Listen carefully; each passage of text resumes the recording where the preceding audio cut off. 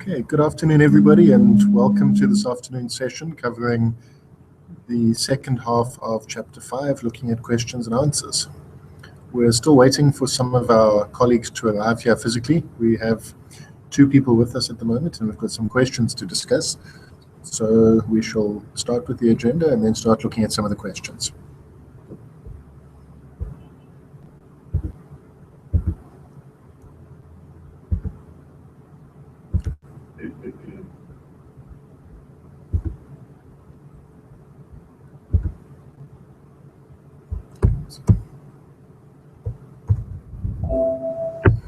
Okay. So this is session 12. So as I said, this afternoon it's really about questions and answers, but we'll start by looking at the prelim schedule and what we need to do for the next couple of weeks. I am Justin Williams, Director at ITSec. You can go back through previous presentations if you wish to hear more about me.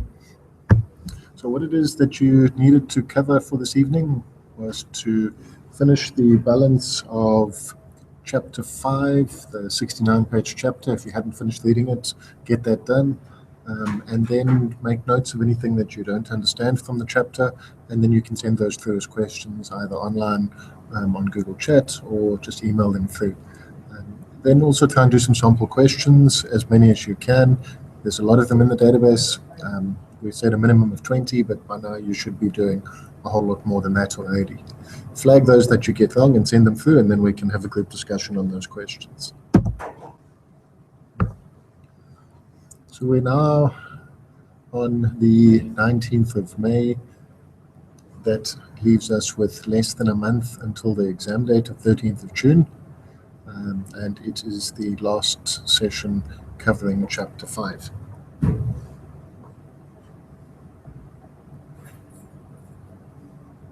Just as we have a look at this schedule of dates, the next week's session is the 26th of May.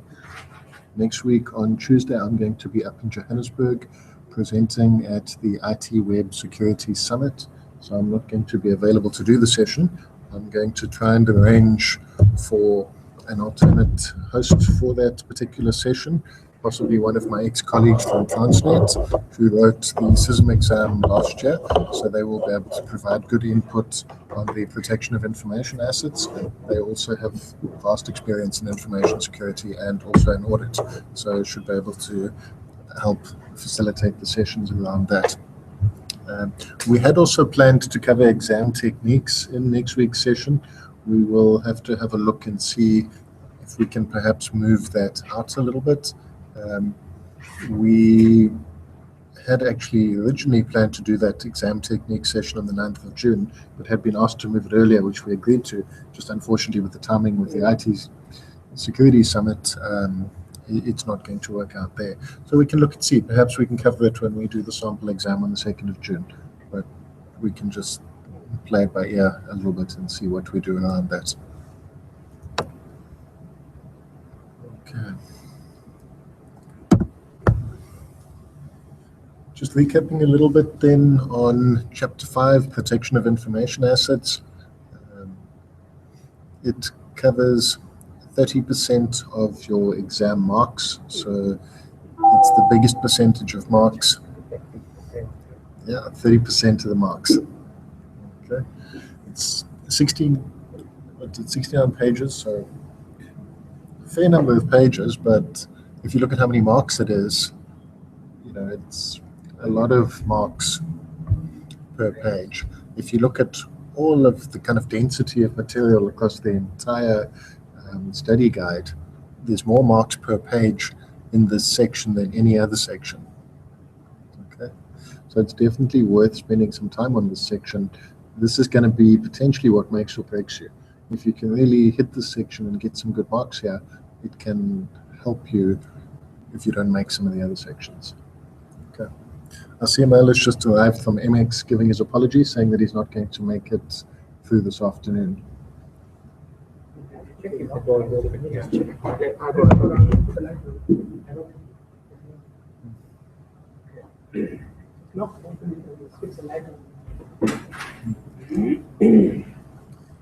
Okay. As we put the slides up towards the end of last week's session, we did put up a slide around extra material on the OSR model. The OSR model has come up a few times in discussions as being something that people are battling a little bit with. We have 2 videos here that we're linking to. We're recommending that you go and have a look at those videos. It explains in different ways and in a reasonable amount of detail what the OSR model is all about. So the recommendation is go and have a look at that first, see if after watching the videos you understand it a little bit better, and then let's see from there what we want to do and whether we need additional time to be spent on that afterwards. And yeah, so give us feedback once you've watch those videos, and we can either find additional material or we can dedicate one of the future sessions to discussing it in a little bit more detail. So Ishmael, I don't know if you guys had a chance to go and watch those videos. I watched the first one. Attackers terminate the network. It's quite an interesting video. It shows you like in an animated view, like a cartoon sort of. Yeah. So it was quite nice. It's fairly basic, but it's a good start. It gives you, like, if you have trouble visualizing things, then I think it's a good video to watch because it's like puts it in a cartoon sort of way. So yeah, I definitely recommend it as a starting point if you're struggling a little bit with some of those networking things. Because if you watch that one first and then you go into the second video, the second one's more theoretical and not quite so visual, but if you watch the first one first, then move on to the second one, it does help significantly in terms of understanding of this. That's short. This is about 8 or 9 minutes long. It's less than 10 minutes long, so definitely worth doing it. The second video there, I think, is about 45 minutes or so. Also worth going through, even if you skip through parts of it. But he draws like almost on a whiteboard the model and then shows you that, explains what each of them are, and then gives like practical examples of different applications of what kinds of products and tools and services operate across those different layers. And that's fundamental when you start getting questions coming up on those things. So if you go through it and it ties it to practical things, it then makes it a little bit easier. And another interesting thing, I think it was another video show. It was saying that in each layer it corresponds to the layer, like when 2 devices are talking. So your network layer would correspond to the network layer, and like the application with the application. So it moves like it matches. Yeah. I think if anybody finds any other useful material on that, either email it through or put it in the comments, and we can then just add it to future slides and then just share it accordingly. So we can try and do that. I see we've got 2 viewers online. I'm not sure who the 2 are. You're welcome to say hi on Google Chat or on Google Plus, and then we can know who you are. But yeah, welcome anyway. Okay. So last week, Neil covered chapters 4 and 5. He did it in a slightly different format to the format that we normally use, but nonetheless, I think it was a very useful and insightful session and gives different perspectives on things. I did make available the slides in the kind of normal type format as we had discussed them previously on my website, so feel free to go there and download them. And then I've just included the overview again here of the task statements and the knowledge statements. Good afternoon. Okay, so in this chapter, there's not a whole lot of different tasks that you need to be able to do, but there is quite a lot of knowledge statements in order to be able to achieve those tasks. So definitely worth having a look at those again. Just make sure that you understand each of those task statements. And then look at those knowledge statements in terms of what it is that you need to know in order to be able to achieve that. If there are then areas that you're uncomfortable with, flag them. Let's talk more about them. There's a lot in there. Okay.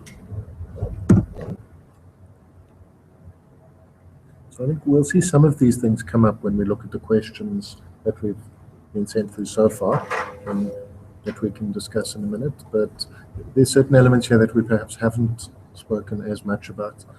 Things like virtualization and data classification. I haven't seen them come up in the questions, but what we can do is we can go through the questions that Zubair has sent through, and then once we've done that, we can see if there's any other questions. Once we've got those additional questions, we can then move forward from there. Okay. Welcome, welcome. Good, good. Good.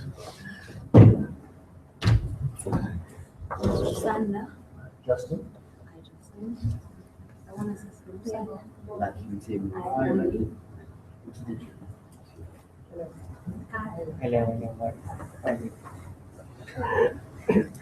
So we've had a few more people join us. We've got one more viewer online as well. So there's now 6 of us physically here and 3 people online. Okay. Just to recap very briefly, we've just been through kind of an introduction. We'll have a standard set of slides around an agenda, just talking about what it is that we're going to cover in each session, looking at what we're going to cover in the next few sessions. The slides, I normally upload them onto my website the day after, so you can just grab them and have a look through them and see the agenda of what we're going to be covering over the next few weeks as well. We are towards the end of the sessions. This is the last discussion session on Chapter 5. We've spent 2 weeks on each chapter going through all of those. Those are all available on YouTube as recorded videos, going through all of that. What we're covering tonight is questions that you might be struggling with on Chapter 5. Okay, so,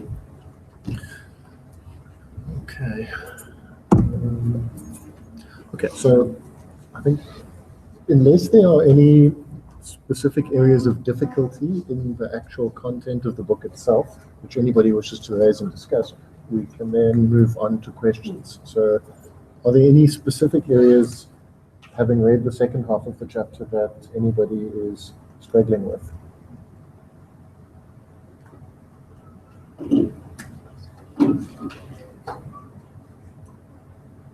I'm just busy with the questions, and then I refer back to the chapter as in when I find difficulties.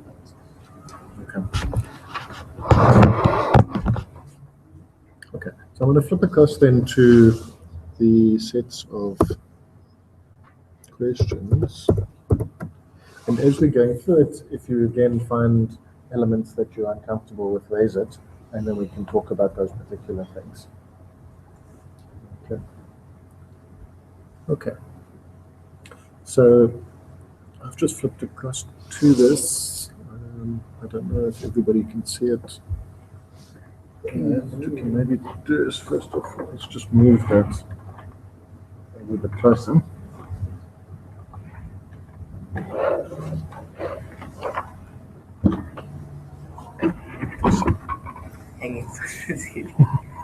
Okay. So, and I will zoom it in a little bit more as well. I'm sure it'll help those who are online as well.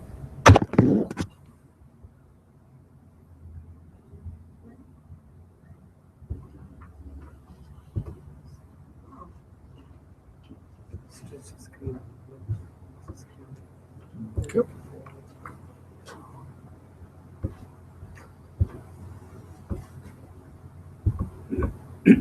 Okay.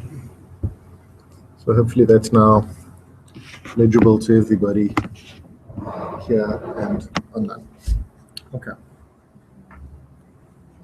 So the question is, when reviewing a digital certificate verification process, which of the following findings represents the most significant risk?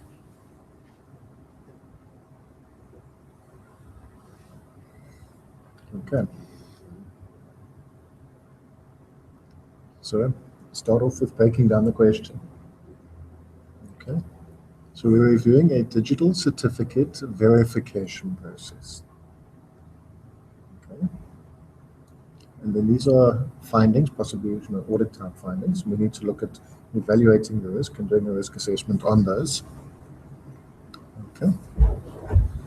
So let's start. A, there's no registration authority for reporting key compromises. that a problem? Not a problem?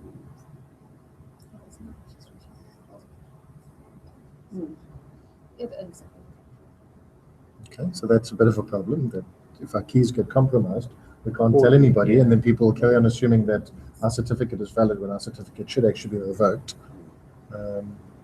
Okay, so B, the certificate revocation list is not current. Okay, that's It also can be a problem. That's more of a problem, I guess, than it's an age. It means that if we go to check, it's not kept up to date.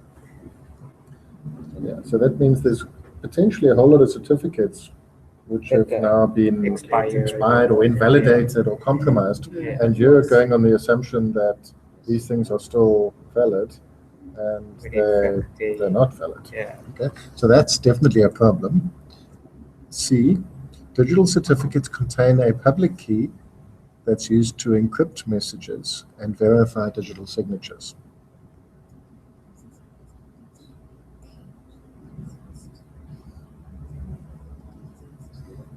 Is that really a problem? It's not. Isn't it that it's supposed to carry a public key? It is supposed to carry a public key. So that's not really a problem. Okay. So if we look at D, subscribers report key compromises to the certificate authority.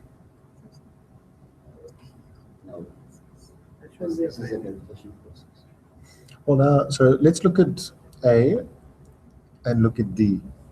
So D is saying you report your key compromises to the certificate authority, and A is saying there's no registration authority for reporting key compromises. So now the question is, well, where should you be reporting a key compromise? Should it be to a registration authority or should it be to a certificate authority? Because we said that A wasn't so great, but now we're saying under D that actually we should be reporting it to the certificate authority. So then how can it be an issue if there's no registration authority to report it to? Okay. So can anybody remember? What's the purpose of a registration authority? What's the purpose of a certificate authority? Isn't it that certificate authority, they authorize certificates of validity or invalidate the certificate?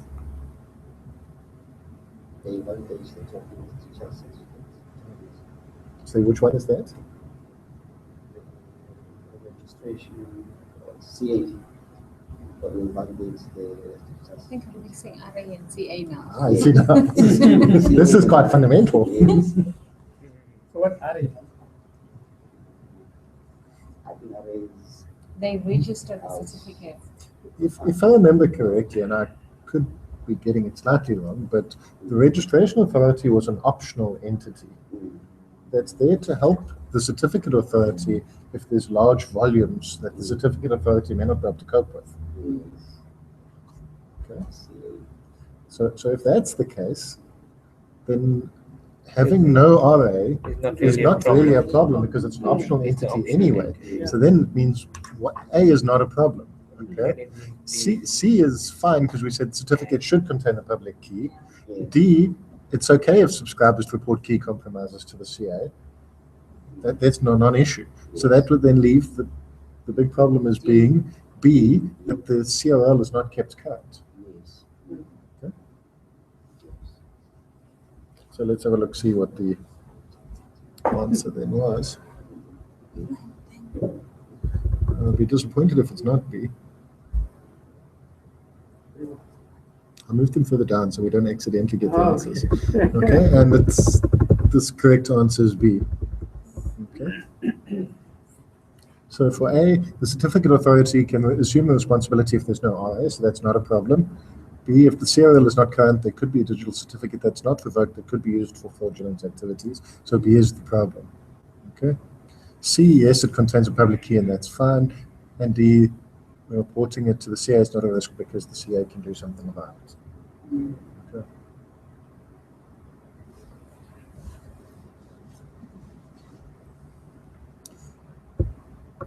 So let's have a look then the next question.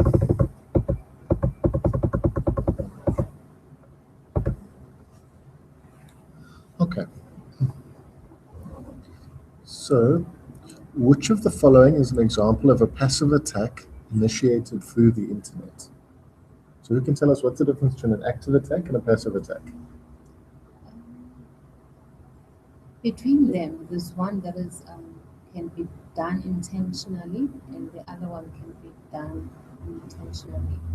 For example, an employee. God.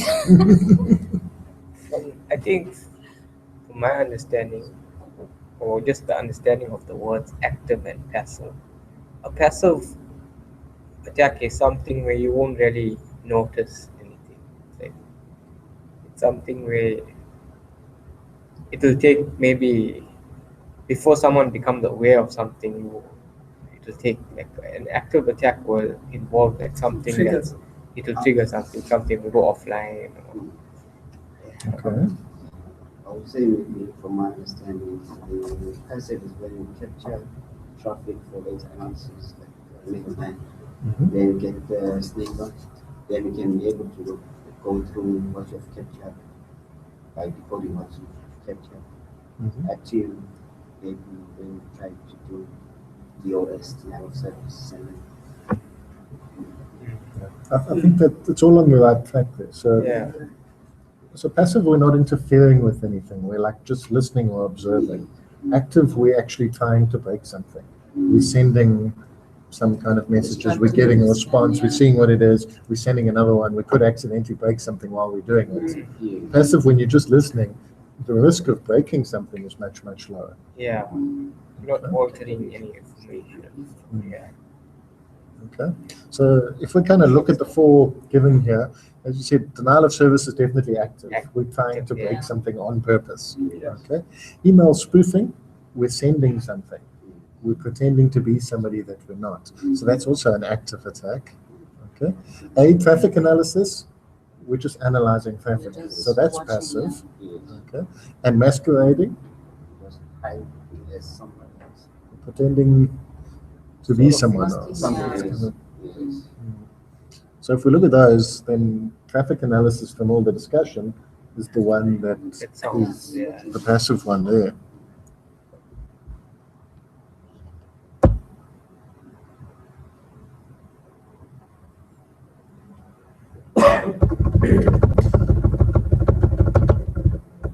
Okay. So there they talk about internet security threats and vulnerabilities divided into passive and active. A passive attack is one that monitors or captures network traffic but does not in any way modify, insert, or delete the traffic.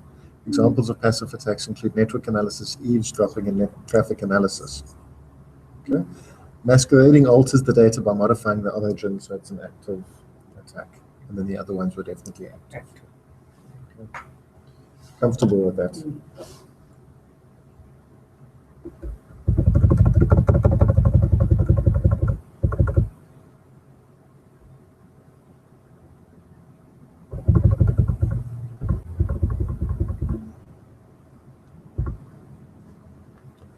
Okay. So the next question, an IS auditor is reviewing an organization's controls over email encryption. Okay. Let me just center this here. Too far.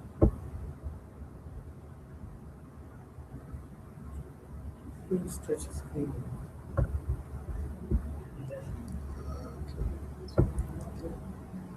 Okay, there we go. Okay, so company policy states that all sent email must be encrypted to protect the confidentiality of the messages because the organization shares non-public information through email. To ensure that personnel are complying with the policy, an IS auditor must be sure that the message is. Okay, so this now comes to encryption of email. Okay. And is it going to use a symmetrical or asymmetrical encryption?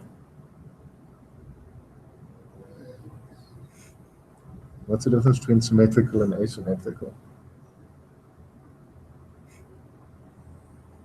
So symmetrical uses one key, and we both have to know the key. Oh, yes. Okay. Asymmetrical uses public-private key combinations, pairs of keys. Okay. So in the case of email, what are we going to be using? Asymmetrical. Everybody happy about that? Because otherwise, if we were using symmetrical, then you would either have one common shared key between all the people that you're talking to, which then makes it useless because anybody can decrypt it, or you're going to have a separate key for each person that you deal with, which is equally cumbersome and unhelpful. Completely. Okay.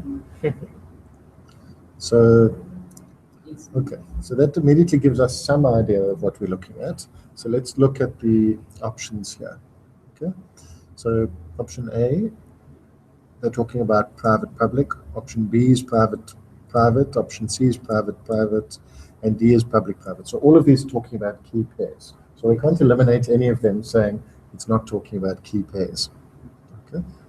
So since all of these are talking about key pairs, without going through those answers now, how would you normally do it? If I'm going to send somebody a message, okay, and I want only them to be able to decrypt it, how am I going to have to do it? You will use your private key to encrypt the message, and then the receiver will use your public key to decrypt it. Is it? Okay, but so I think you're partly along the way there. So if I use my private key, then somebody else can use my public key.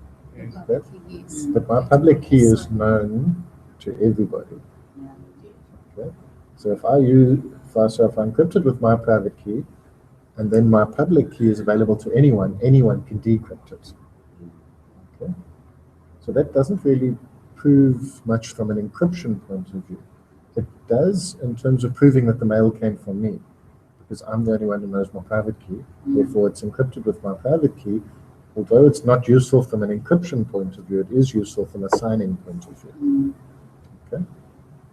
But if I now want the mail to only be able to be read by the person I'm sending it to, then you have to use the sender's public key.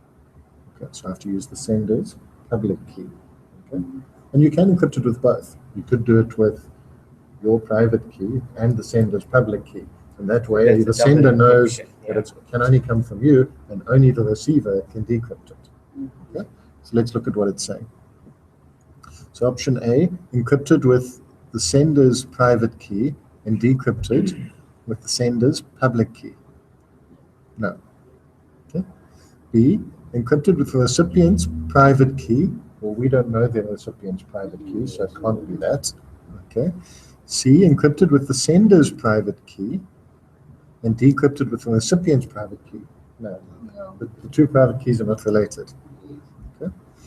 D, encrypted with the recipient's public key and decrypted with the recipient's private key. Okay.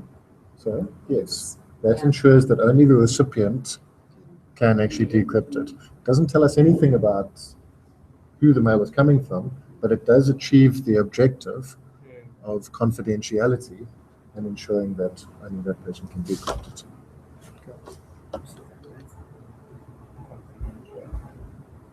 So yeah, so you must look at the objective of what you're trying to achieve. Signing is different to confidentiality. The signing is my private law. The sender for integrity. For signing, yes. Yeah, for signing, yes. Yeah. The sender is private and the recipient is public. No. The sender's private Yes. and the sender's public. And the sender's public. So the recipient uses the sender's public key. Okay. That's for signing. Okay. But not for confidentiality. We came across that before, and I was using that. So that's why I was asking about both of those things and saying you can actually use both if you want to prove both of those things. You can then do that double. Okay.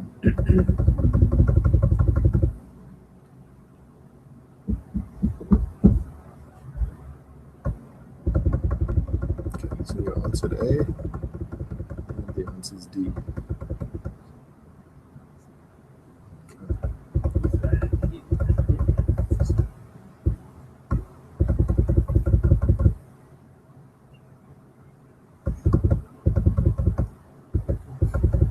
Okay.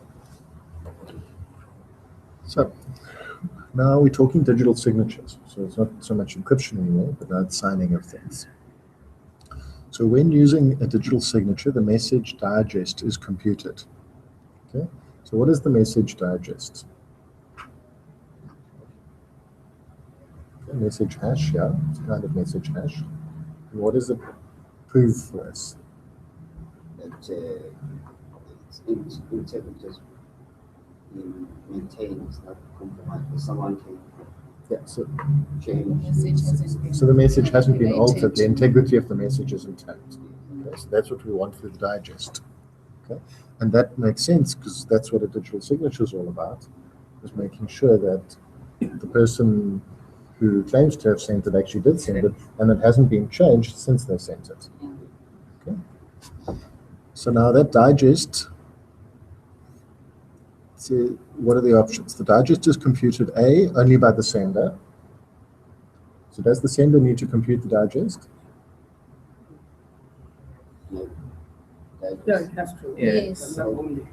Okay, so It's the only that makes the option. okay, so yes, they have to calculate it, but if the recipient doesn't also calculate the digest, then they're not checking anything, and then they haven't actually checked that the message has been tampered with. So it can't only be the sender. Okay, be only a receiver.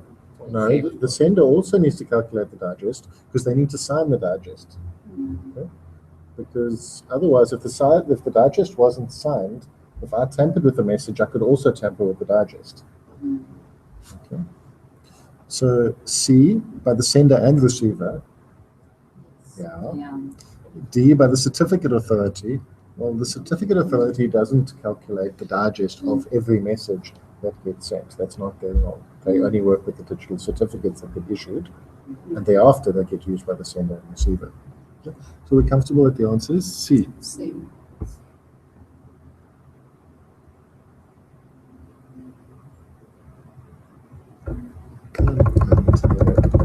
C. So the digital signature is an electronic identification of a person or entity. It's created by using asymmetric encryption. To verify integrity of the data, the sender uses a cryptographic hashing algorithm against the entire message to create a message digest to be sent along with the message. Upon receipt of the message, the receiver will recompute the hash using the same algorithm. Okay.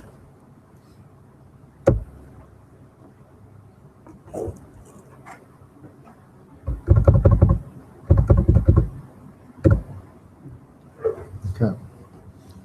So now, this question, we're now looking at brute force attacks, password cracking. Okay. So an IS auditor observed brute force attacks in the administration account. The best recommendation to prevent a successful brute force attack would be to. Okay, so what are we going to do to stop brute force attacks from working? A, increase the password length for the user.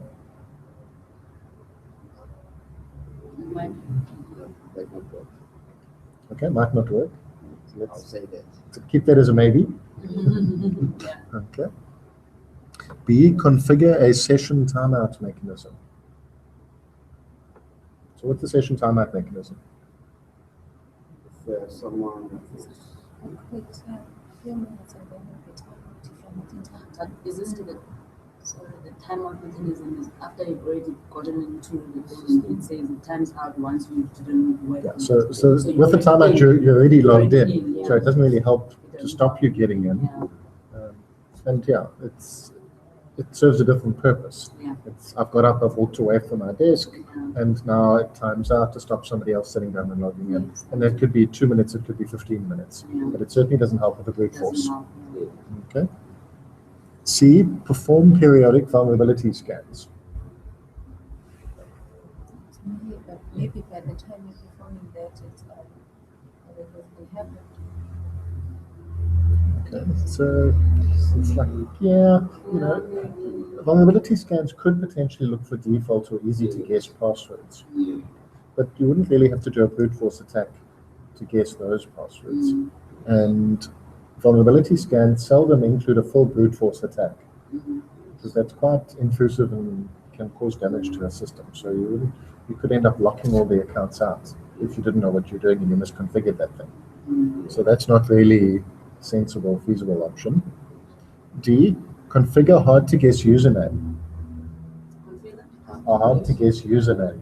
But those usually the users themselves forget those ones. So Besides the Usernames password, not are the seldom username. private. Usernames are reasonably public.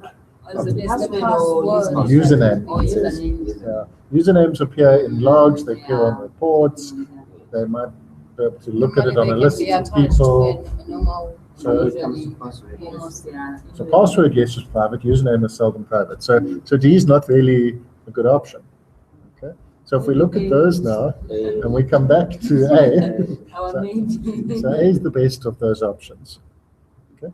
Now, if you go and Google it, and maybe we can just do that quickly.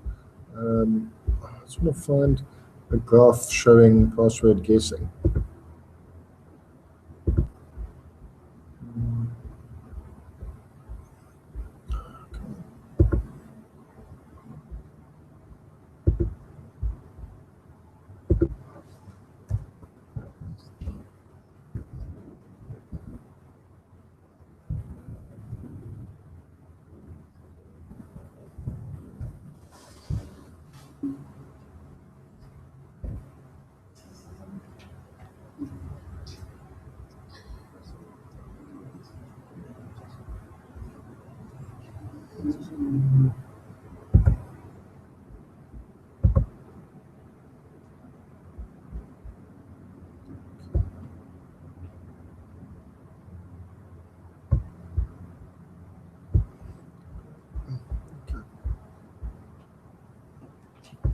Okay, so if you have that, look at this graph that I've put up on screen here. What it's showing is the amount of time it takes to brute force an entire alphanumeric and symbols key space. Okay, so what you've got is the number of days, and then you've got the number of characters on the length of the password. So what you can see is that if you start at 5 characters or 6 characters, you can brute force those almost instantly. Okay, it's way less than even 1 day to do it. Okay, when you get up to 7 characters long, now you're looking at about the 30 days mark. Okay, now you go to 8, and now you're at like the 120 days mark. You go to 9, and you're now at what, 270 to 300. So it's almost a year. Okay, that's at 9. If you move from 9 to 10, okay, and you follow that same kind of path, you're not going to be measured in hundreds of years. Yeah. So moving from one to the next is quite an effective way of stopping brute force attacks. Okay. And yes, as people find new ways of attacking these things, they get more powerful hardware to do it. They use these graphics cards, and they put 10 of them into a computer so they can move this graph down a bit. But what they can't do is change the exponential nature of the graph. Okay. So then you've got to look at it and say, well, what's a reasonable number of characters for a password? And 6, if you look at this, is pretty useless. So anybody who's using 6 characters as their password, it's completely unhelpful. Okay, 8 is a little bit better. Okay, so you look at 8 there, and 8 is better. 8 comes in at what, like 90 to 100 days over there. And you can also look at the organization, and you can say, well, within the organization, how often do you have to change your password? Okay. Because if you're saying like it's every 30 days that you have to change the password, and it's taking, let's say, 90 to 100 days to crack every password, that means within 30 days you should have cracked at least a third of them. Okay? So one has to balance those things. But if you start making your users use 9 and 10 character passwords, then they really they struggle a little bit. Some of the passwords are 18, like for the banking institutions. Other than maybe 18. Yeah, so passwords like that, if they're 18 or like really long, nobody can remember them. So then you're going to have to write them down. So you need to look at the balance of writing it down versus having a password that you can remember. Okay? And the other thing you have to look at with this is that the assumption here with a graph like that is that you have somehow managed to get hold of those password hashes. You can't be doing a brute force attack against the password hashes unless you have a copy of all those hashes. Okay? If you're doing a brute force authentication attack, it's going to be a whole lot slower than this. You can't process millions of keys per second if you're doing an AD authentication event. Because it's going to get logged on the AD server, it's going to be written into the log, it's going to be increasing a password count. Somebody should be seeing these events coming through if they're doing any kind of log review. But it won't be at this kind of speed. Okay? But you can certainly see, yes, we want longer passwords, but we've got to get balance in there somewhere. Okay.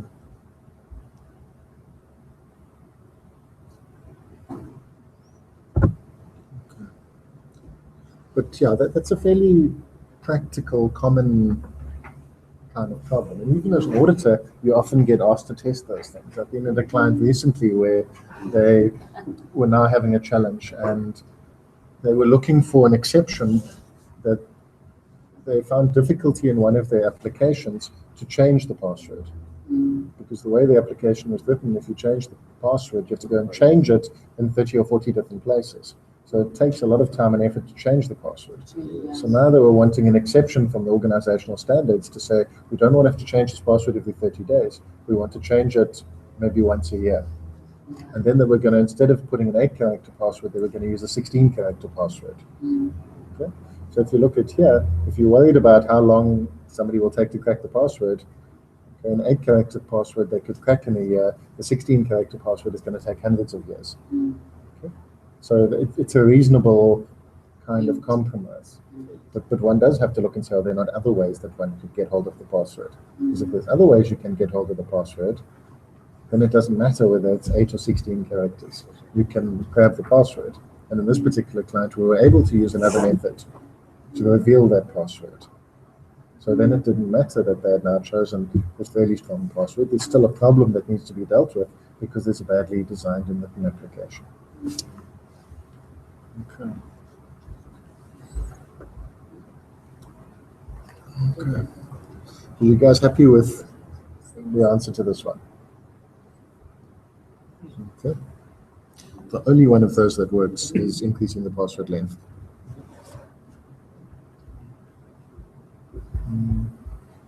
Okay.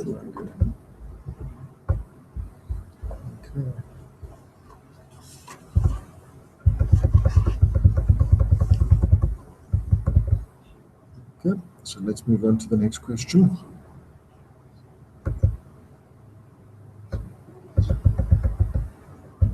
Well, D.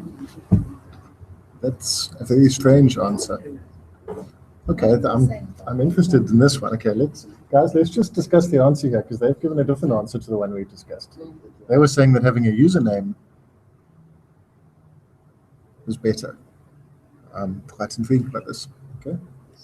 So increasing the password length is not as good as having a username that cannot be discovered. Knowledge of both the username and password is required to successfully compromise an account using brute force attacks. So that's true.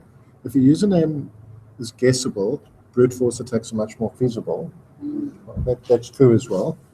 But let's go and see, because now they're saying a username that cannot be discovered.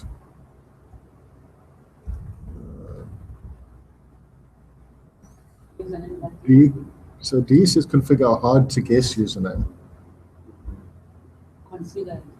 Does that mean now you have to do it for everybody? It's like For the admin for account. instance, the administrator on Active Directory Windows servers, they always use administrator as the username. So that is easy. Everybody knows that Windows will server have administrator.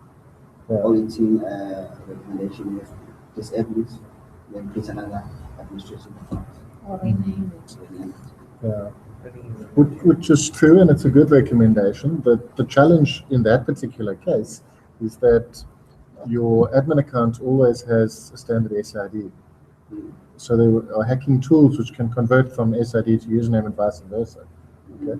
So one also then has to go and configure a whole lot of other things to prevent these other mechanisms from being used to retrieve a username. Because if you can retrieve the username via one of the other ones, it doesn't matter the fact that you've renamed it. But yes, if you can configure a username that you can't guess, then the username in a way becomes another form of password. It's something else that you have to know. But I'm thinking for this one now, this username that you can't guess. do you have to, because username is usually for like everybody, right? So would you have to configure for But they're talking of But the they're They're administrator. specifically Administrator. talking Oh, the about the admin administrator. account. Oh, Yeah, so they're not talking about general Oh, users. okay. It's only for the admin. Because once you get to administrator, Yeah. get to the There entire is. Because the administrator is like the power. If you can guess their password, then you've got full. Yeah, the admin account is the most powerful account. But it would be a good practice to have everyone's username that's not brute forceable. If you Yeah. can do it, I guess it Yeah. is a. So, but it's not really like, I don't know. This is Okay. interesting. though. Yeah. It is interesting. So I would have got this one wrong in the exam. I'll give you that much.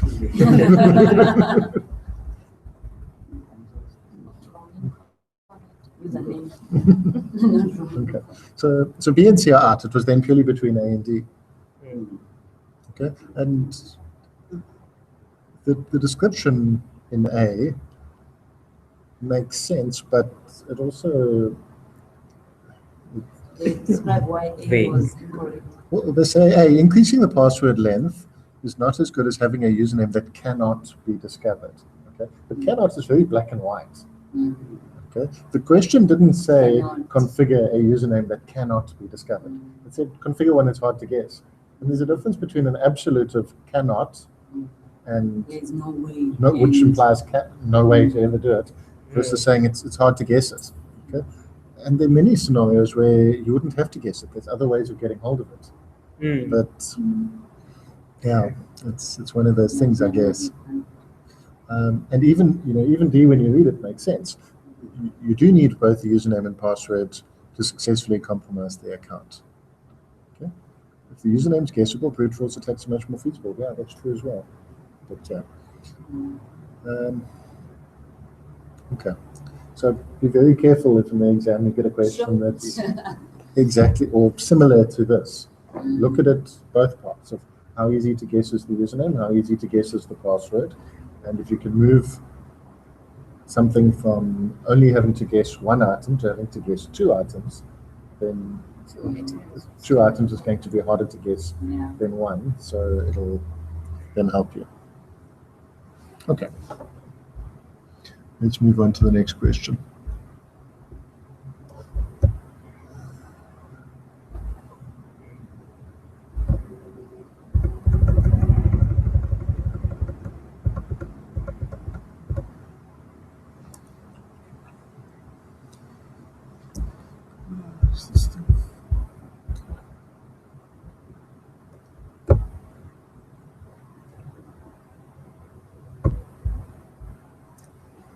Okay. Which of the following is a control that can be implemented if application programmers are allowed to move programs into the production environment in a small organization? So what's the scenario that we've got here? Application program. Which of the following is a control that can be implemented if application programmers are allowed to move programs into production environment in a small organization? Okay, so They have access to we've both had production. discussions before around segregation of duties Yeah. and what we would like to see in place, and having a reality where we don't always have as many staff as we would like. But yet these small organizations still have to exist and they still have to run their business as a business. So they have to make certain compromises and then look at what compensating controls can be put in place to try and manage the risk around that. Yeah. Okay. So if we look A, independent post-implementation testing.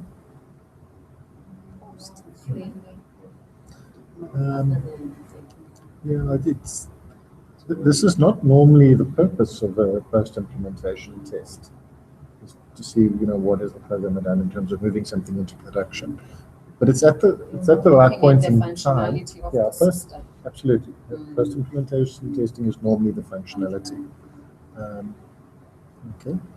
B, independent review of the changed program. in terms of certification of churches. It could See be. what they have Small changed. entity, by the way. Sorry? I'm saying it's a small entity, by the way, so Yes. we have to keep that in mind. Because Absolutely. that word small entity, they usually put it for a reason, for you to think resources. Yes. Yeah. In terms of who can actually do these things. So independent review of the changed program, yeah, that would Yeah. help us to a point. Okay. C, independent review of user requirements. Not really. Requirement will look at what the system can give as opposed to what the users wanted. Okay. D, independent review of user acceptance.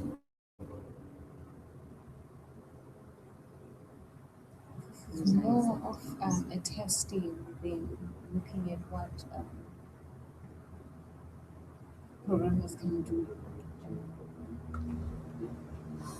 I'm running out of options. Yeah, I'll but- stick with B. I see B, yeah. I'll stick with B because most of them are talking about testing more than their risk associated Segregation with of application duties, yeah. programmers being allowed to do that sort of stuff. Yeah. These sound like the most. None of them is like an obvious answer, but yeah, B is looking like But B is better Maybe, than. but now there's no maybe which is closer. No, Okay. I'm sticking with B. sticking with B. I'm sticking with B. B, okay, let's have a look. C. It's you don't cry. Yeah, you can see indemnity, especially The correct answer is B.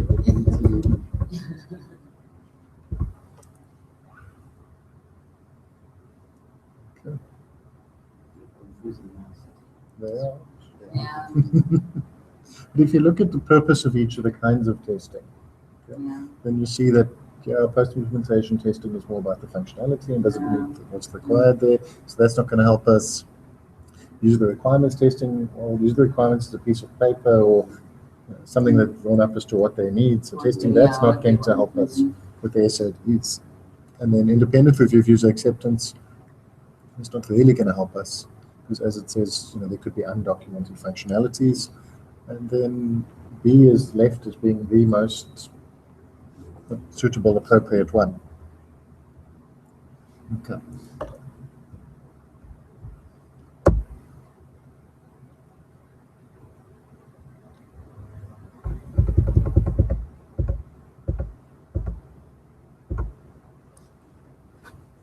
Okay.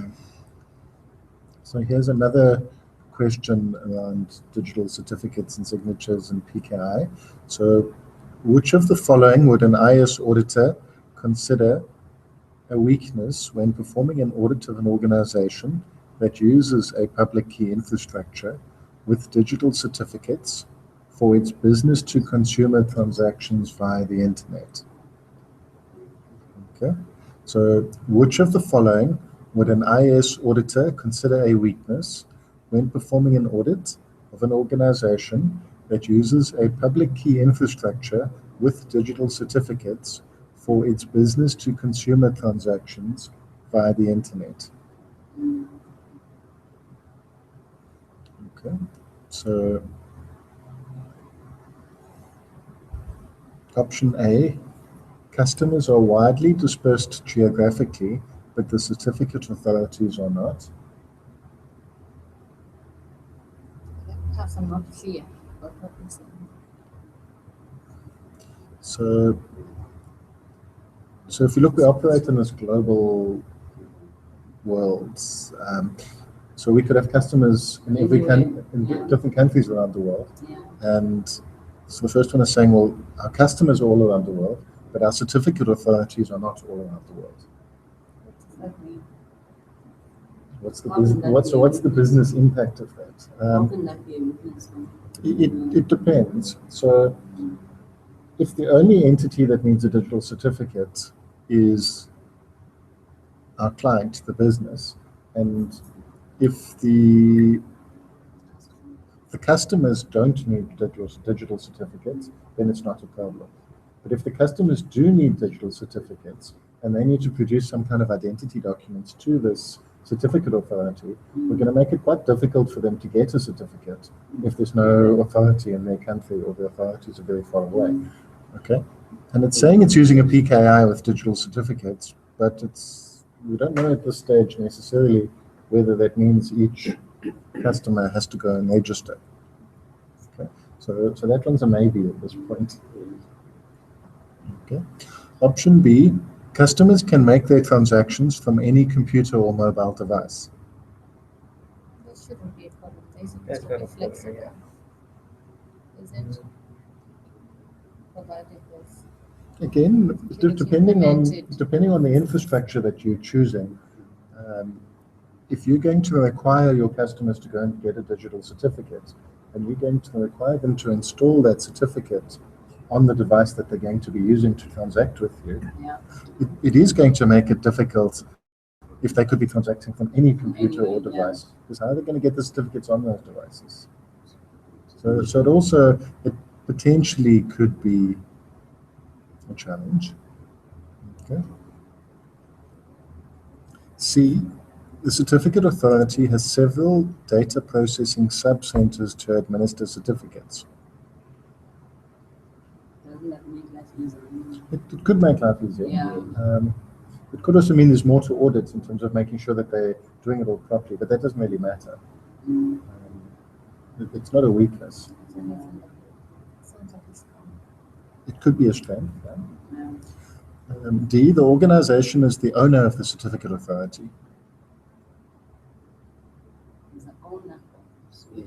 Of the certificate authority. Yeah.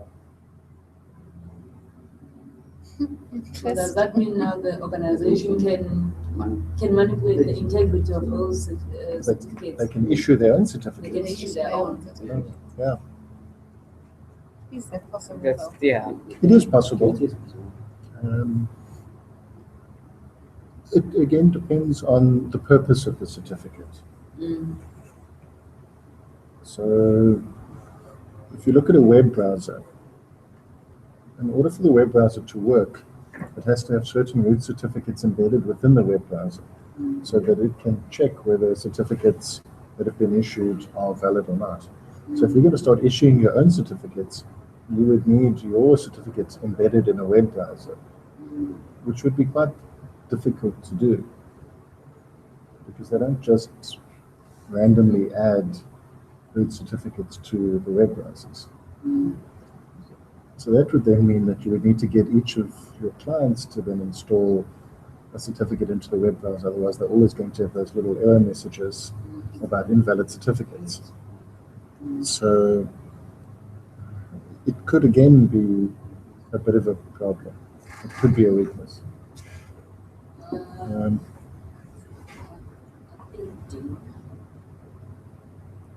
Okay, so I'm hearing that of those, D is the problem item.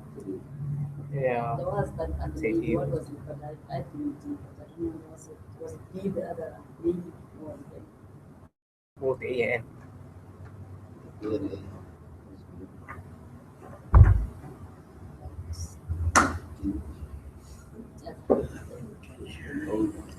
Okay, so I'm hearing D, D, D. Should we scroll down and see what the answer was? No, they're gonna pass.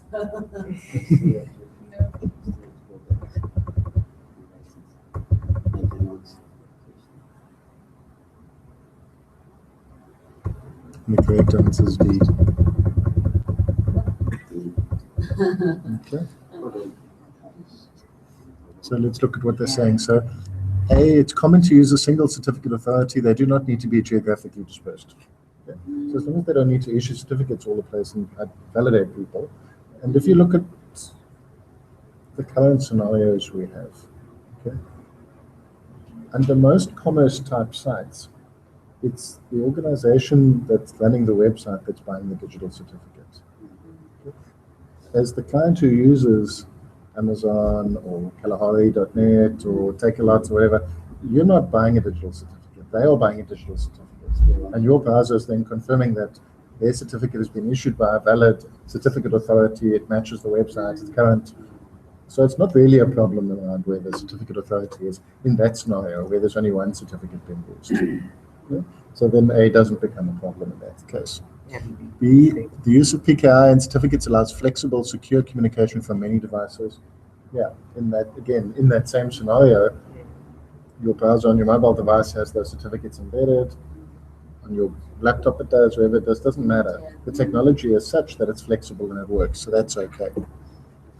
C, the CA will often have redundancy and failover capabilities to alternate data centers. So yes, C is considered then a benefit as opposed to being a downside.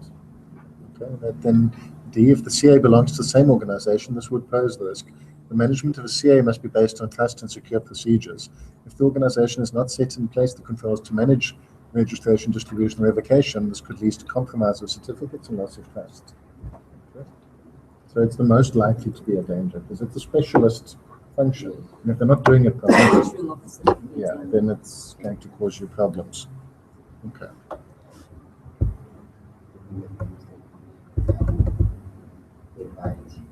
Yeah. Especially where any third-party external people are going to rely on it. When they're using it internally, they often will issue their own. So their Windows domain controller or something could be set up as a certificate authority, and they could then issue certificates to the workstations to connect to domain controllers, etc. So internally they do it like that. But as soon as other external parties are relying, they'll go and buy a certificate to get rid of that risk. Outsource the risk. Yeah. Okay. So the next question. Which of the following types of firewalls would best protect a network from an internet attack?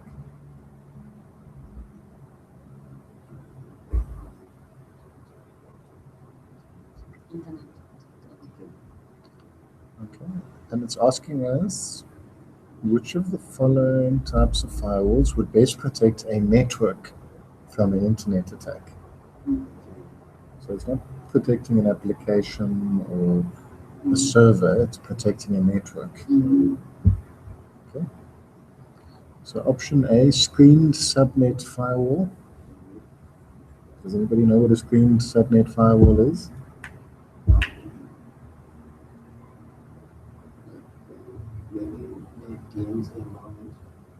Yeah.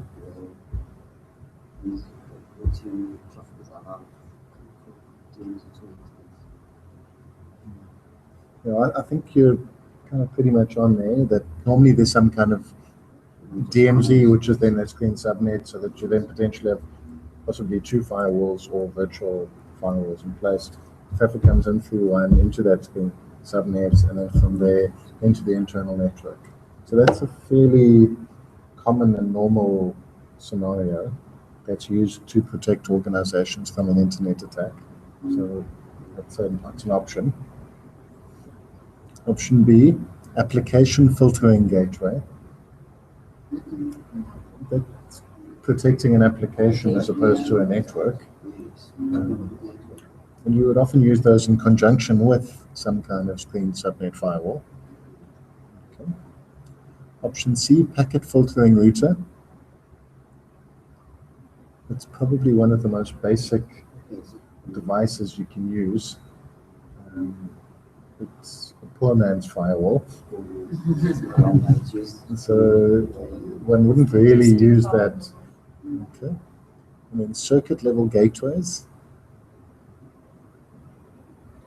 Yeah, that's more kind of for kind of point-to-point connection type network connections.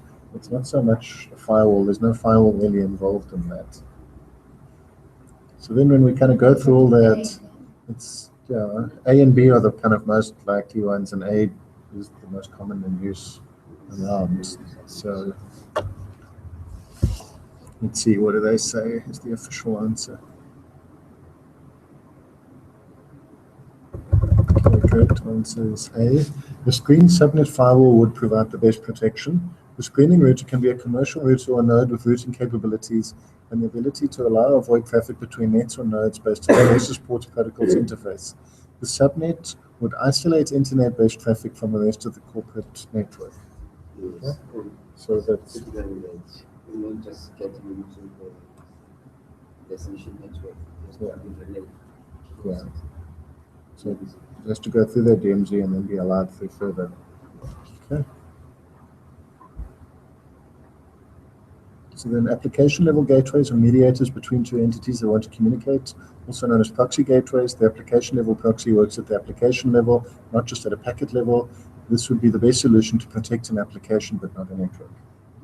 So one must look carefully at the question. If they're talking about protecting an application, then the application gateway may well have been the correct answer. But because it said it's protecting a network, then it's this one.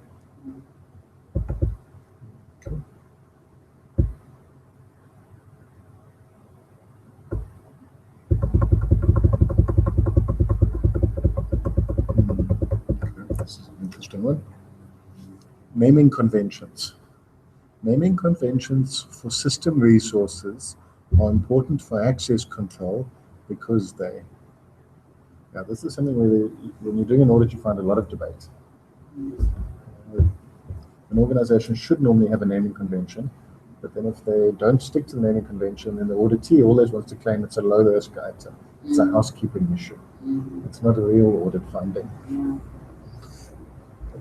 Okay, so let's look at these and see. So are we saying you're not supposed to raise it? No, we're saying the auditee always wants you not to raise it. But as an auditor, you need to look at it in detail and say, well, is this really just a housekeeping thing?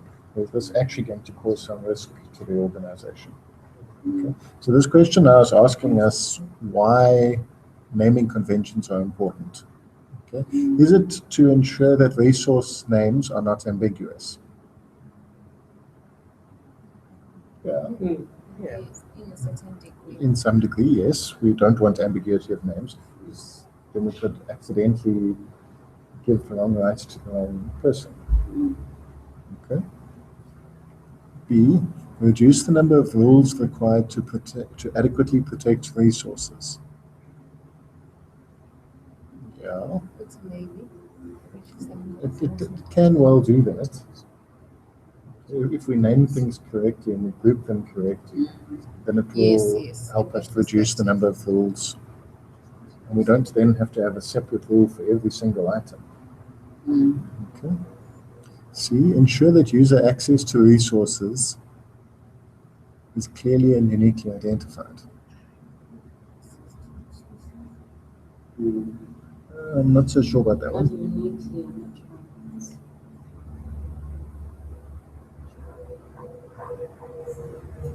So I'm not sure about C. Okay. D, ensure. So D, ensure that internationally recognized names are used to protect resources. This is within the organization.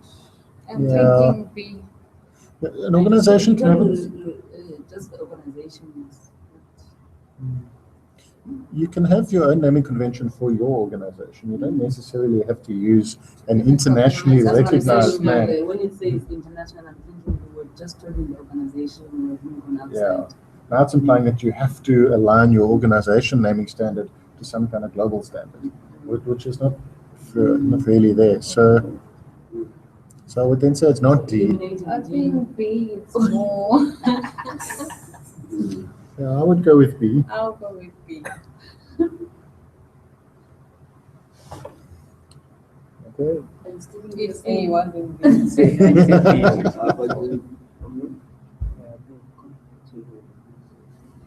Would be. Why not C? Yeah. I would see. But C says ensure that user access to resources is clearly and uniquely identified. see. System resources need to be unique. Yeah. Must be different. They do need to be unique. If they're not unique, you can have a problem. Because if I tell you, let user A access this resource, or allow this resource, if you look at resources can be servers, can be files, Yeah. can be whatever. No, I'm checking what B still. Okay, so we see. Okay, so let's see now. It's between B and B C. and between B and C. I think Same I B. would go with B as well. But that doesn't mean much. Let's see.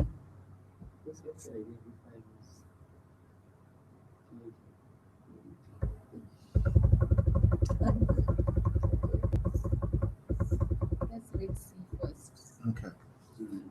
Ensuring the clear and unique identification of user access to resources is handled by access control rules, not naming conventions. Access control rules. ACLs. So if your ACLs are badly defined, badly named, even if you have nicely named resources, you're still not going to achieve the outcome. Okay.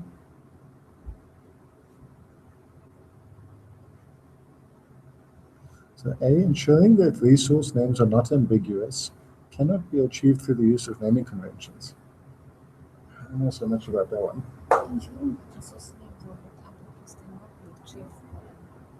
Well, I think A and C tied Cannot or together may not. because handled by access They're control. saying cannot be achieved through the use of naming convention.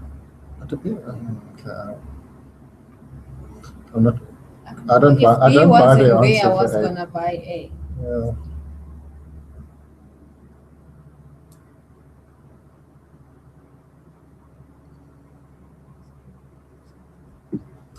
I suppose. Unless if Well, I so- can.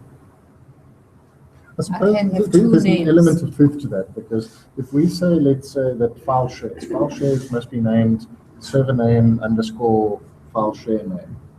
Okay? That's not going to change whether we can or can't name two servers with exactly the same name.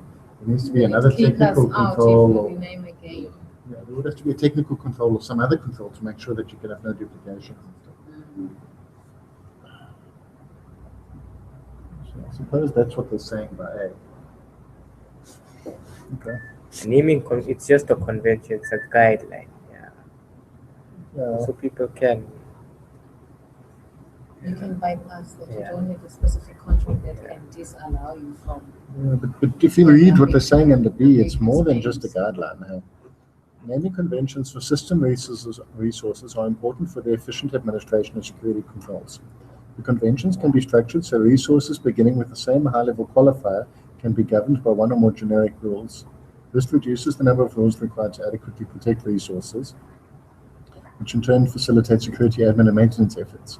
So if you were using it just as a high-level guideline and you weren't following it under all cases, your rules are going to cause chaos. Because You have to always follow use that. Yeah.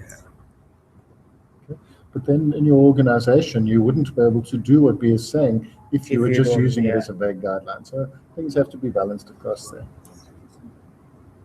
If you have naming conventions, then you have to have like the rules configured and stuff for those naming conventions. Standardized. But Look, one of my last assignments I worked on at my previous employer was around implementation of a new firewall. Okay, and we must have spent about 4 or 5 workshops discussing, debating naming conventions for exactly the reason that they talk about in B. So you write this initial document, and it talks about how resources must be named, how rules must be named, whether you refer to things by IP addresses or names, whether you refer to services by port numbers or by names or by some other definition. And this is defined in intimate detail in this document. Then you take the first firewall build and you apply the naming convention. And you see, how does it work? And then you find all these little nigglies. Doesn't work in this case, doesn't work in this case. Do we need to go back and change how we've documented this thing to sort out these problems and to cater for these exceptions? Cool, so you do that. Now you've got version 2 of it. And you implement your first firewall. Then you implement the second firewall. You find some more niggles. Okay?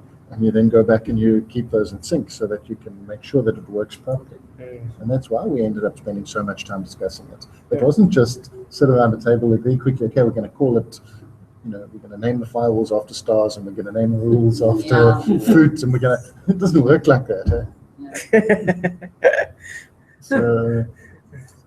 So one must never underestimate the importance of some of these things and the time it takes to do it properly. Sadly, it's only in mature organizations where you see these things done properly.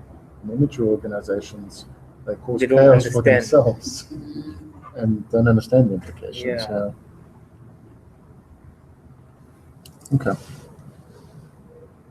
Well, they don't see the importance also. They just seeing it as a naming convention. Like, they probably don't configure rules and stuff. But that's where, as an auditor, you need to be Yeah. able to explain the importance of these things.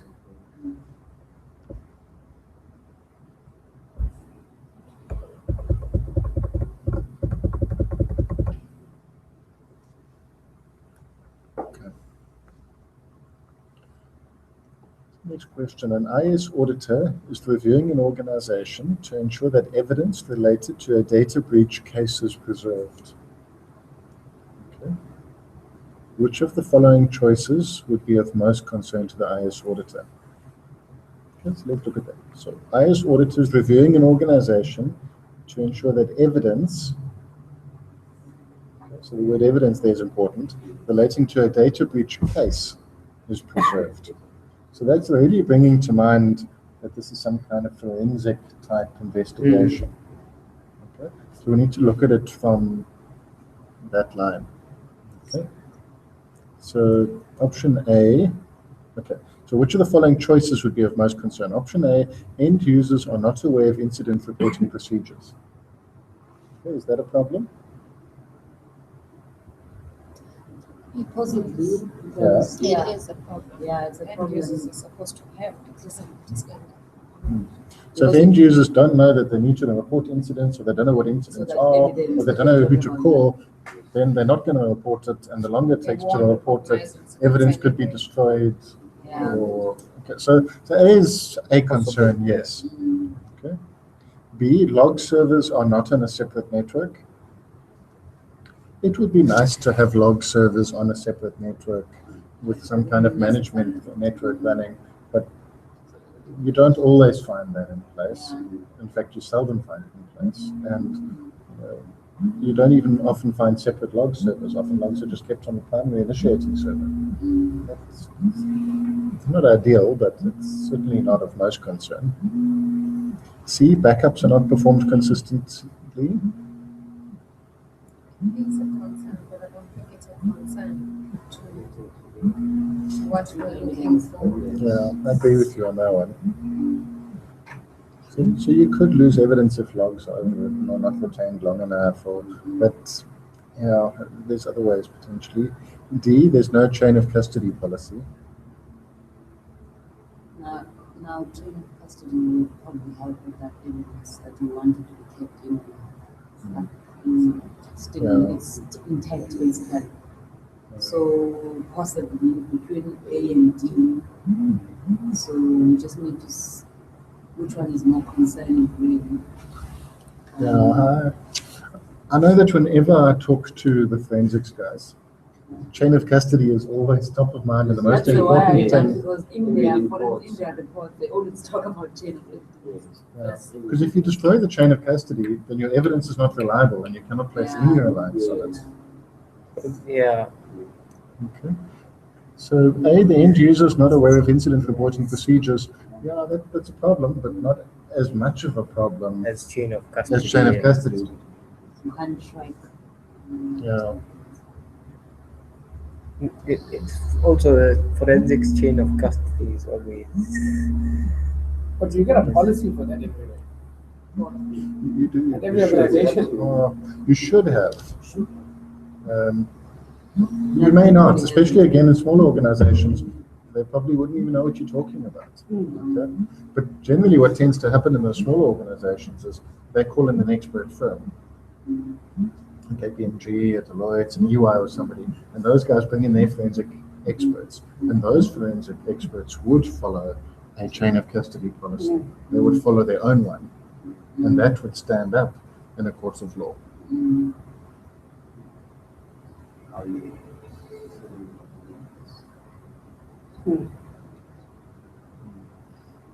Okay. So let's have a look and see what the explanations are.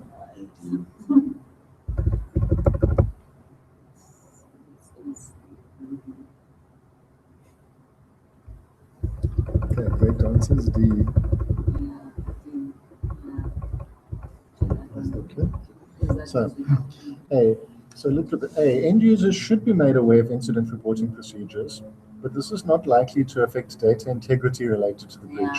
The IS auditor would be more concerned that the organization's policies exist and provides for proper evidence handling. Okay. B, having log servers segregated in a separate network might be a good idea because it can help with the integrity of the log server. However, it's more critical to ensure chain of custody is in place. C, while not having valid backups would be a concern, the more important concern would be lack of chain of custody. Data breach evidence is not normally retrieved from backups. Yeah. Okay. C, So the organization should have a policy in place that directs employees to follow certain procedures when collecting evidence that may be used in a court of law. Chain of custody involves documentation of how evidence is acquired, processed, handled, stored, protected, who handled it, and why. If there's no policy in place, it's unlikely that employees will ensure that the chain of custody is maintained during any data breach investigation. So, that is critically important. Yeah. And the kinds of things you would expect to see in that chain of custody is that, let's say the bear has been getting up to some mischief that he shouldn't be. Okay? So now we say, fine, we want to take his laptop away from him and images. Okay?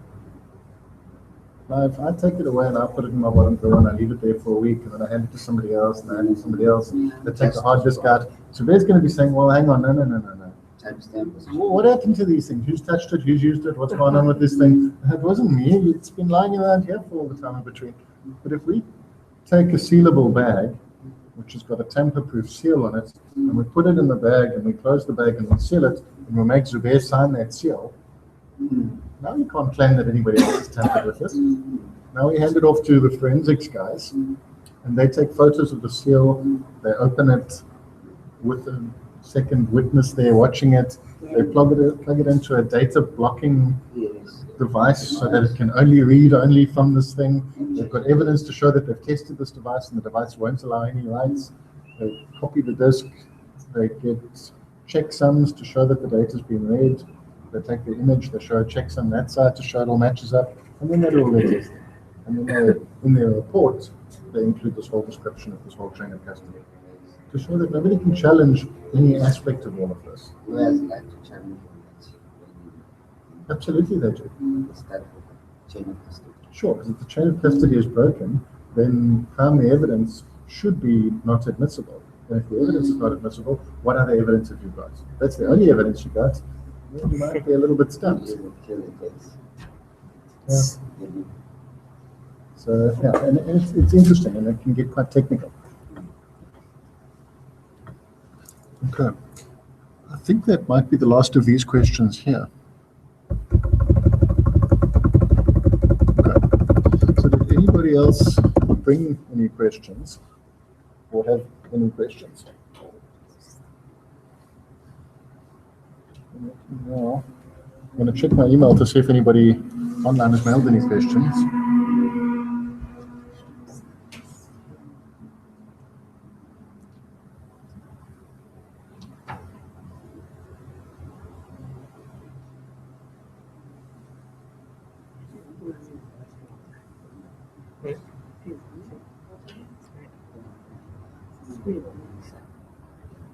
Hello, Abdul.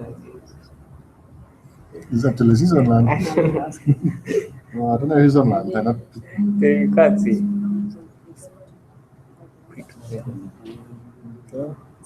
Yeah, I'm just checking my mail here. I'm not seeing anything in the mail. So let's just see here. Okay, so MX hasn't sent us any either. I thought he might have sent some since he wasn't able to make it. So, okay. And I'm not seeing any questions from here. Okay. So if we just flip out of this for a second here. Okay. So if we then come back, are there any other areas in the book that you're struggling with at the moment that we can discuss? We've got half an hour or so of time left. We don't have any other questions here. We could potentially log on to the website and do a few more online questions, but if there's any other discussion areas, we can talk about those first before we flip across to the online login.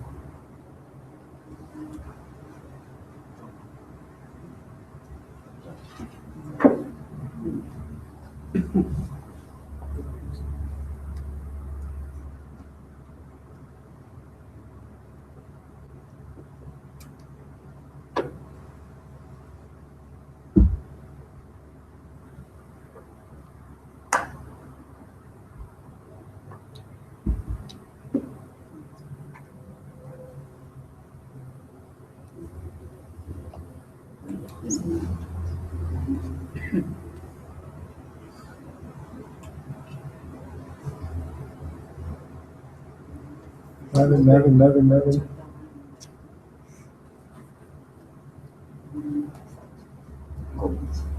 Okay. Do one of you guys want to log us into the online thing? Just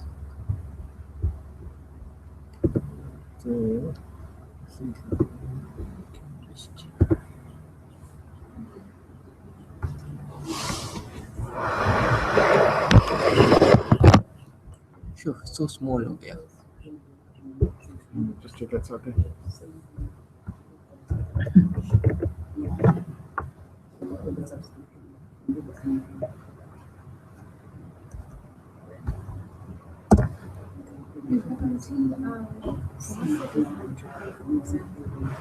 I'm not sure, but it's probably not too far away.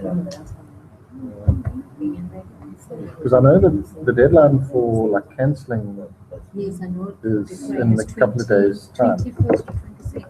Yeah, it's like in 2 days or 3 days time.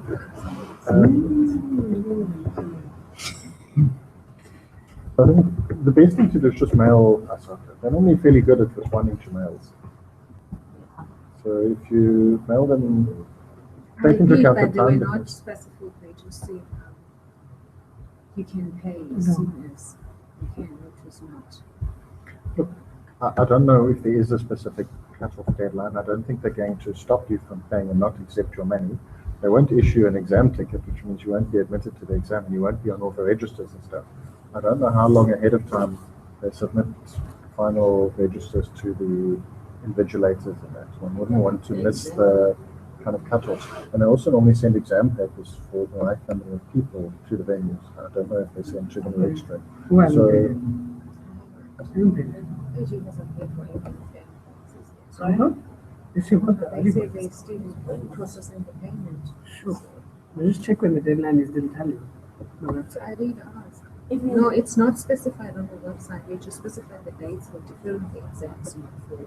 And email exams, it's like They Before it said, used to. they said it's due anytime. It's due. They didn't give me like Have a you got the specific invoice? date. I do have an invoice. And they did Yeah, post only something domain like 5. a ticket, but it Yeah, says domain you five. can't just to make pay. Because they were quite good at responding when I was No, trying they to have responded, but they say anytime it's due. look, they're probably not going to give you a straight answer in the sense that they want the money as soon as possible. But That's they what also, they say, as soon as possible. yeah. So, possibly. that's just not a cure. Yeah. You can understand how positive they feels when he's phoning your guys in Pretoria every day.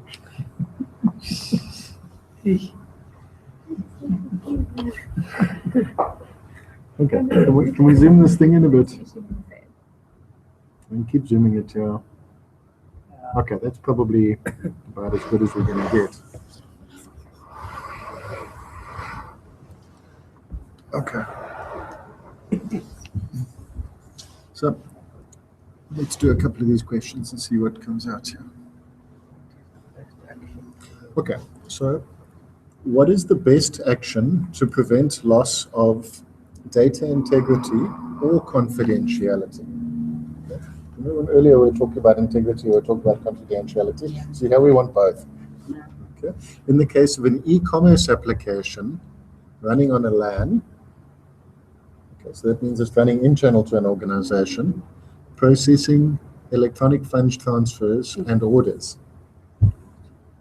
Okay. So, yeah, it's processing, it's working with money, so it's high risk, and it's within a LAN. Okay. So option A, use virtual private network tunnels for data transfer. Okay. Is that going to help us with data integrity and with confidentiality? I think not Even both. confidential. It will be. So it will probably help us with, Not confidential. yeah, well, it almost provides us a tunnel point to point, and it's the information going down the tunnel should now be encrypted. Okay, so nobody should be able to fiddle with it while it's in the tunnel, and nobody should be able to see it. But before it goes into the tunnel, when it comes out the other side, we don't know what's happening. So that one's a bit. Okay. B, enable data encryption within the application. Yes. Okay. So yeah, that should then help us. C, auditing the access control to the network. Well, that's just telling us access controls. It's not telling us about any encryption that might be in place. That's not really going to help us. C, D, logging all changes to access lists. Encryption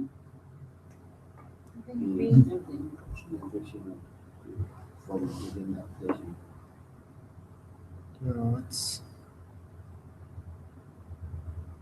I would look at B as being the one that's going to give you the broadest end-to-end coverage. We're encrypting the data right in the application before it even hits the network card and goes through to the other side. So let's see. Okay.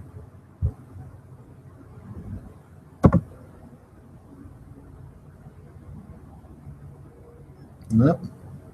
Sorry, A. A. Tunnel. Why? They said within the network.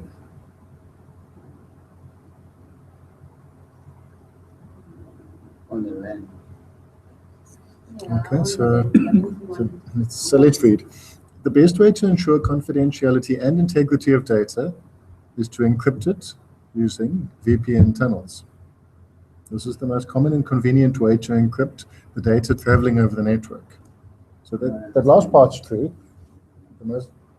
Certainly when you do have data traveling over a public network, The internet, across the internet or even on an internal network, if it's highly sensitive data, you could use VPNs for that.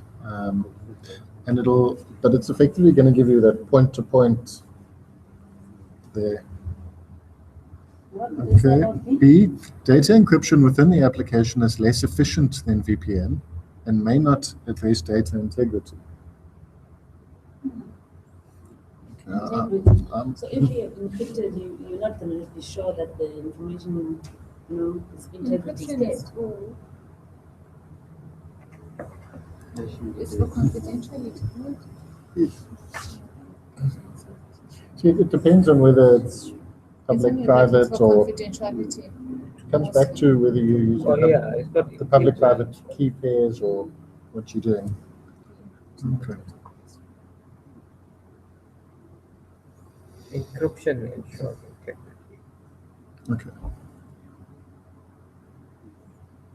Okay. So we got that one wrong.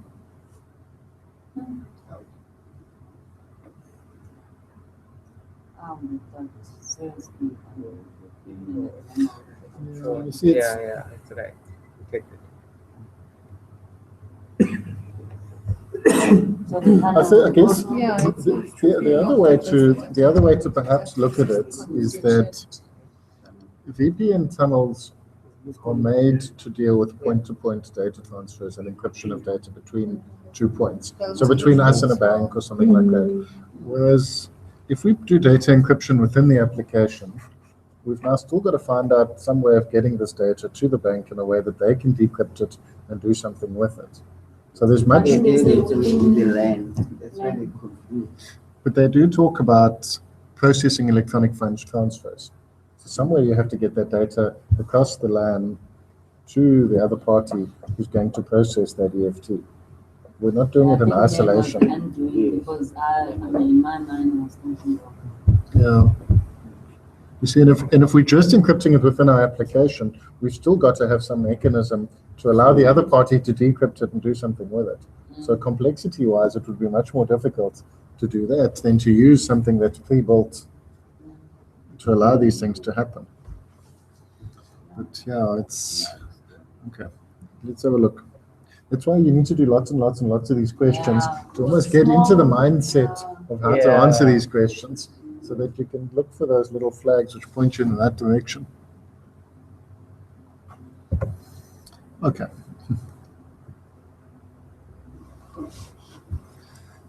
So looks like a simple question, but these ones seldom are. The security level of a private key system depends on the number of A, encryption key bits, B, messages sent, C, keys, D, channels used. Thank you. Encryption bits. Yeah, so your key length is integral to it. The number of messages we send using the key shouldn't affect it. The number of keys, well, if it's a private key system, there should then only be one key because it's not private public. And channels used, I'm not sure what they mean by that. So let's hope this one we get a better outcome than the previous one. Okay, and for this one, at least we did get the answer correct. It's a green line. Okay. They don't have the orange. This is red and green. It's simple, black and white. There's no in betweens. Like you're very close to it. A yellow face. No method marks, no method marks. You chose the second best option. You still don't get any marks. To be encouraging. Okay, so let's look at the next one here. Okay. An IS auditor at a bank is performing compliance testing and discovered that one of the branches has virus signatures that have not been updated in over 6 months. In this case, the IS auditor should recommend. Okay, so let's break down the question a little bit. Okay, so we're at a bank, which immediately means higher risk, lower acceptance of non-compliance.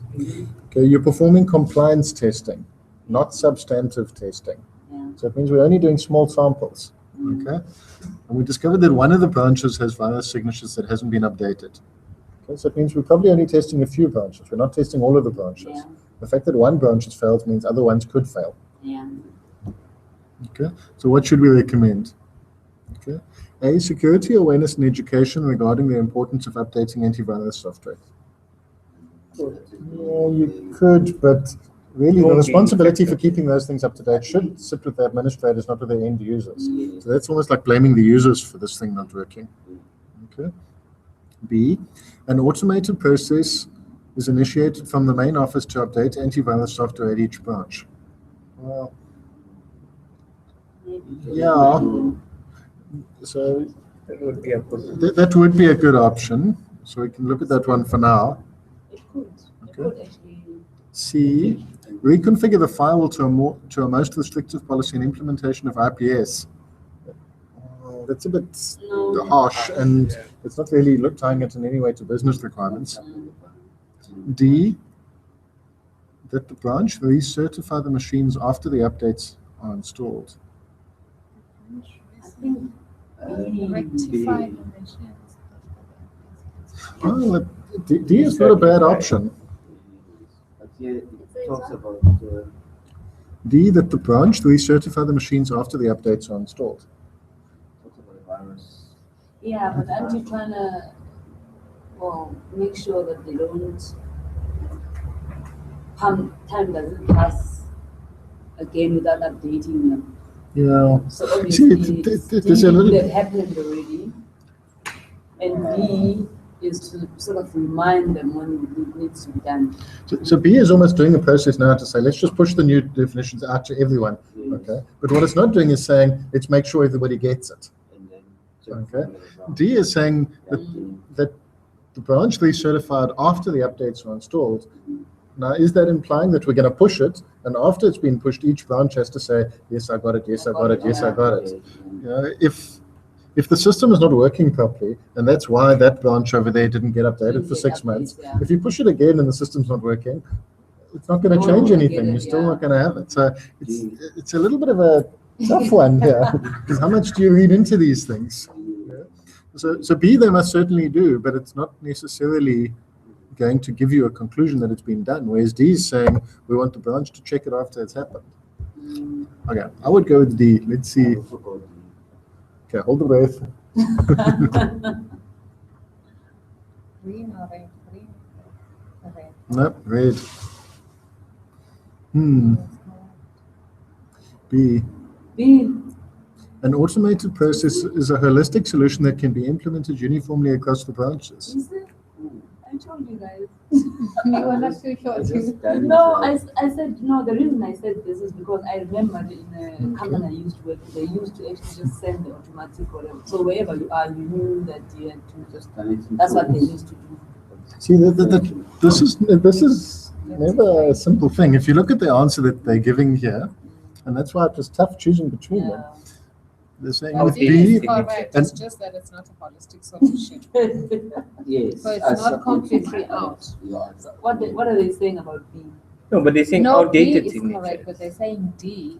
but you see, this is like it's a little bit They're not saying backwards they said here because after the So thing. then they come That back after the updates are You- installed. You'll get a 0. So why I think it's are they one of talking those- about Yeah, outdated? this is not- They Only review reason and is then because- cut it out. Yeah. I mean, the If only you reason I recertify chose after these the was updates, that something means I the could machine will identify be up with to date. something Yeah. that they need to send in So which is that not correct then, Hmm. according to the answer. They are saying it is And you know what? If an you have appropriate evidence- first step, but it's not a holistic See, solution. but that's Meaning also if of B was concern. in D, D would have been correct. Yes, I agree. Because if you send the update and then the update failed for some branch, then what you do? Then you recertify the machine. B, guys, it's 1 or 0, you know. Either It 1 or is, 0. and that's where you got to look and get into that. Like, okay, which one are they saying? Okay, so they're looking at it as. See, okay, so if we go back to the discussion we had when we started, we kind of almost confuse ourselves by reading too much into it in some cases. We said that it's compliance testing, it's not substantive testing, and therefore this problem affects more than one branch. Yeah. Okay, so B talks about sending the updates to all the branches. So that then clears out the fact that we haven't tested all the branches. Mm. D says that the branch. Now, what is the branch meaning? The one branch where we found the problem, or the branch meaning each branch that receives the updates? And the answer is reading it as being the branch which receives the updates, which doesn't gel with it being a compliance type test. Even in compliance tests, you know that like if you pick up something, they're saying to the people, don't just fix the one Fix it problem that everywhere. have, yes, fix it everywhere. So And that's that's- and that's B. yes, B is fix it B is- everywhere. yeah, it says. Whereas D may not be yeah, fixing if it I can everywhere. find it somewhere, it means It might it might be Yeah. in other places, so I must fix everywhere. So it still doesn't solve the problem of saying, well, we're supposed to have had an automated solution in place in the first place. Nowhere is it saying to us here, implement a new solution. Mm. And these things are supposed to be pushed centrally in the first place. Yeah. So now it failed to do it, and all we're doing is we're doing the same bad thing that failed again. Yeah. So, but nonetheless, B is the more holistic solution covering all of them. Holistic. I must admit, They can you know, decide otherwise. If they want to. and with a lot of these things, we have to choose the best of the answers that are available. Okay, let's go and do another one. Okay. So, next one. The greatest benefit of having well-defined data classification policies and procedures. Okay. So all of these should be benefits, otherwise we can check them out. And we've got to choose the one with the greatest benefits for data classification. Okay. So A more accurate inventory of information assets. Accurate. Yeah, I don't think it perhaps give us better information about each of the assets that are in that inventory, but it's not going to tell us that it's complete or that they're named correctly or anything else. So I'm not sure. Okay. B, a decreased cost of control. Could be. If we knew what each of our information assets is worth, and then based on that we knew how much control there, we could potentially reduce over control that could be in place. So the classification is based on like some sort of hierarchy to say this one will spend more because of this, or whatever its sensitivity is, or its importance to us. And it could be saying to us, this server over here doesn't have any important information at all, therefore we don't need to put controls on there. So, Yeah. so these are possibility, Potential. but it's, yeah. C, a reduced risk of inappropriate system access. I'm not convinced, but System access. yeah. So if you've classified, If you've classified it and if you've implemented new access controls based on the classification, then perhaps. so this one isn't it saying that like if you have classified, then you would probably, because you know how important a certain whatever is, even your access controls would mimic that. Yeah, then you would put better controls around Yeah. those ones and perhaps review the logs of what's happening on those Yeah. ones. Okay. D, an improved regulatory compliance. Well, again, could be if you look at something like POPI.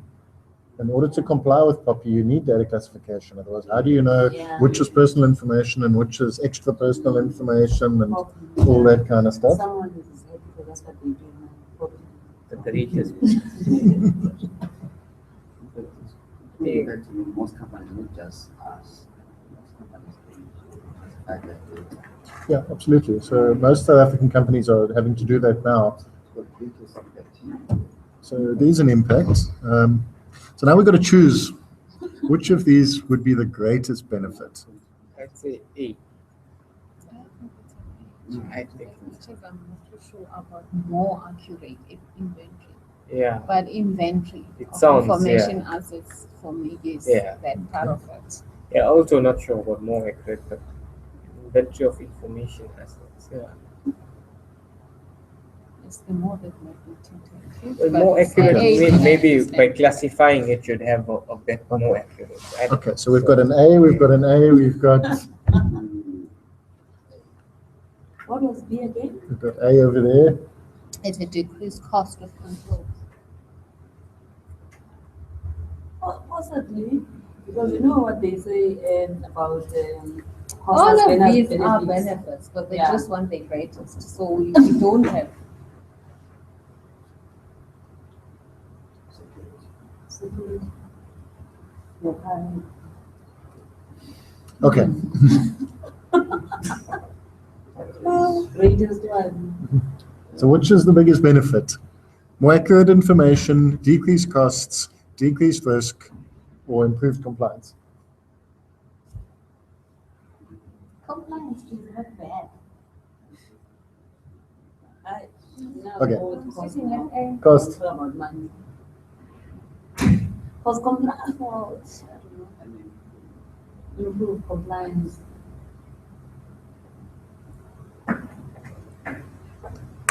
let's call this Okay. suspense.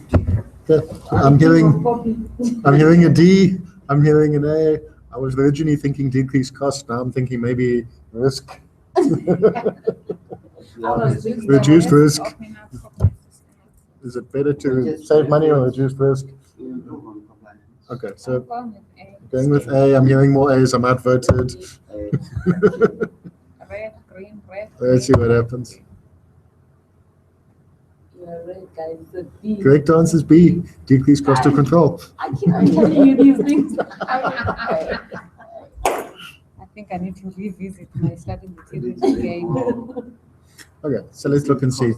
An important benefit of a well-defined data classification process would be to lower the cost of protecting data by ensuring that appropriate controls are applied with respect to sensitivity of the data. Exactly what we had said. Exactly what we're discussing because Yeah. at first I didn't understand. With a proper classification, without a proper classification framework, some security controls may be greater and therefore more costly than is required based on the data classification. Cost versus benefit. Because now if you've got a server and you don't know what's on there, you're going to have to protect it, and maybe you shouldn't. Okay? You're all right, actually. Hey, a more accurate inventory of information assets is a benefit, but will not be the greatest benefit. Okay?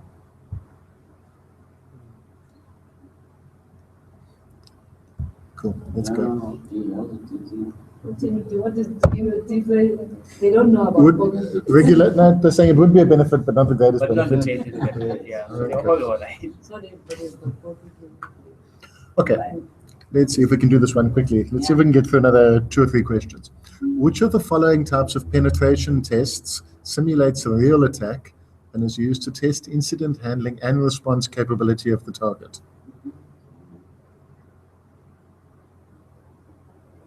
Double blind.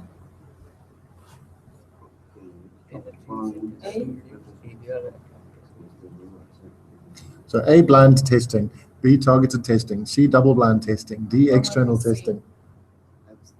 Blind is the double blind testing. There is. When you blind us. I know blind testing, I don't know the other one. They will explain when you have to talk. Okay, vote quickly. Choose one. I know blind testing, so I'll take blind testing. You're going with I A, know. you're going with C, you're going with B. B, targeted testing. Okay, you're going with external testing. Oh, okay. I'm going to go with C, double blind. What is double blind? Double tennis. Yeah. And the correct answer is double blind. So what double blind is, in double blind testing, you don't tell the attacker any information about the systems they're attacking. They've got to figure it out themselves. But you also don't tell the defender that they're going to be attacked. So it's done as if it's a real attack. And if they pick it up and they react the way they normally would, fine. Otherwise, what happens in a test like this, if the defender knows it's happening, then he's looking at his logs and he's saying, hey, this guy shouldn't have got through to here. And then he changes a firewall rule, which under normal circumstances he wouldn't have. And normally the guy would have got right through and got all the info, but now he's cut him off. And now he's like, I stopped that guy, I cut him off. But tomorrow when it happens, then they won't cut it off. So double blind it is. Okay, let's look at the next one.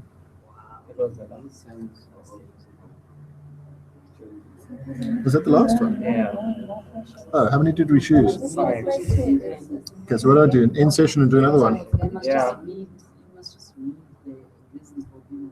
Okay. Yeah. So yeah, we didn't do well here. Hey, we only got 40%, 4 out of 5, So 2 out of 5. ready for exams. Yeah, so we're definitely not ready for exams. Eh? Do you have key? Yeah. Okay. Okay. Suppose maybe we can just talk about Okay. next week. Should we call it quits there then and just talk about next week? Yeah, we can. Okay, so let's go here. That was a terrible score. Okay.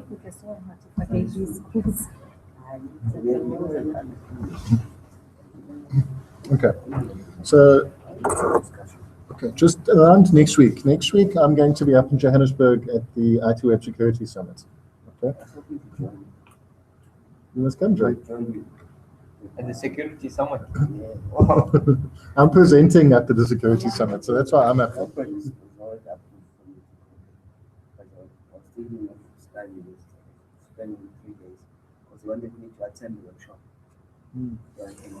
Take your laptop, sign up for the online questions, make sure you get an internet connection, and sit at night and do your questions.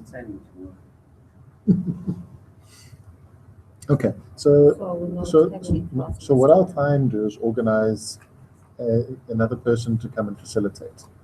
I'm going to try and get 1 or 2 people from Transnet and perhaps speak with Renil and see who is available.